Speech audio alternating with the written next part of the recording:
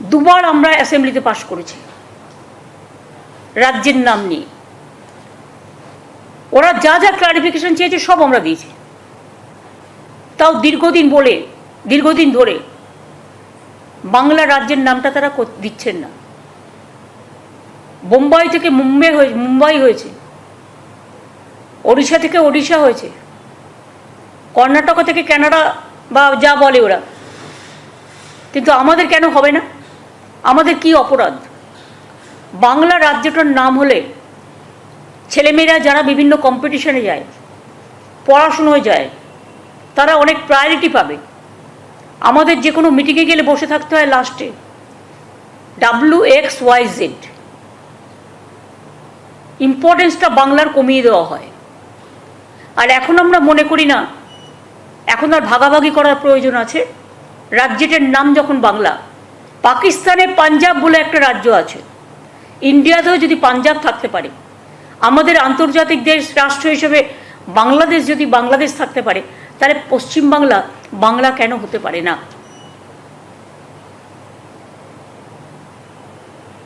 আমরা যুক্তিতর্ক দিয়ে বোঝানোর চেষ্টা করছি। একটা জিনিস ভেবে অবাক হচ্ছি যে সব জায়গার নাম বদল হয় রাজ্য সরকারের অনুমোদন নিয়ে।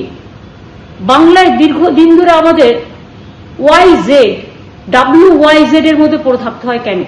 ফলে আমাদের ছেলেমেয়েরা যখন পরীক্ষা দিতে যায়, ইন্টারভিউ কেউ দিতে যায়, রাজ্যের পরিস্থিতি অনুযায়ী, রাজ্যের নাম অনুযায়ী তাদের সবচেয়ে লাস্ট বেঞ্চে বসতে হয়, লাস্টে তাদের ডাকে। আমিও যেমন অ্যাজ এ চিফ মিনিস্টার কোথাও যাই, আমাকে সবচেয়ে লাস্টে চান্স দেওয়া হয় এই কারণে, অ্যালফাবেটিক্যালি, এইটার জন্য।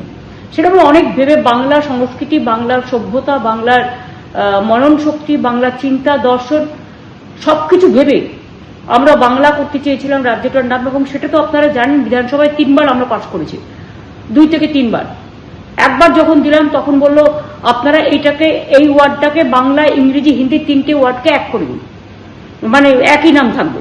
আমরা তারপরে আবার অ্যাসেম্বলিতে পাশ করলাম ওটাকে নতুন করে নিয়ে এসে, যে হিন্দিতেও বাংলা, বাংলাতেও বাংলা, আর ইংরেজিতেও বাংলা। কিন্তু তারপরেও আমি অবাক হয়ে যাচ্ছি। আমি নিজেও প্রধানমন্ত্রীকে যতবার দেখা করেছি, বা হোম মিনিস্টারকে, বা আমাদের এখানে যতবার ইস্টার্ন জোনের মিটিং করতে এসছে, বারবার করে বলেছি, কিন্তু কেন জানি না ওরা বাংলা বিরোধী বলেই আমার মনে হয়।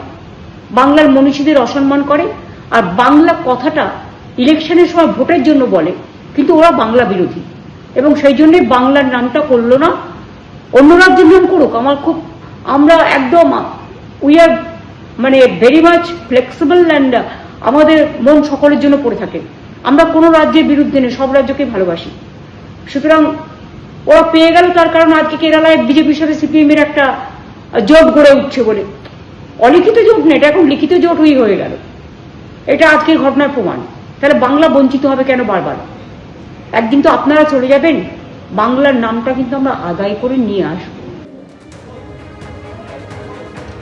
কেরলও তার রাজ্যের নতুন নাম পেয়ে গেল, পশ্চিমবঙ্গ কেন পাচ্ছে না? ওরা বাংলা বিরোধী, এই বলে কেন্দ্রের দিকে আক্রমণ শানাচ্ছেন মুখ্যমন্ত্রী মমতা বন্দ্যোপাধ্যায়। আমি আরেকবার আপনাদের বলবো, কেরল রাজ্যের নতুন নাম হচ্ছে কেরলম। কেন্দ্রীয় মন্ত্রিসভার যে প্রথম বৈঠক হলো সেবাতীর্থে, সেখানে রাজ্যের তরফে, অর্থাৎ কেরল রাজ্যের তরফে যে প্রস্তাব পাঠানো হয়েছিল তাতে সায় দেওয়া হলো।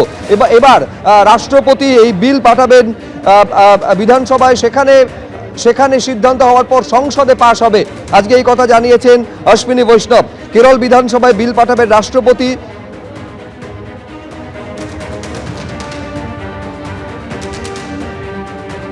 এবিপি আনন্দ, এগিয়ে থাকে, এগিয়ে রাখে।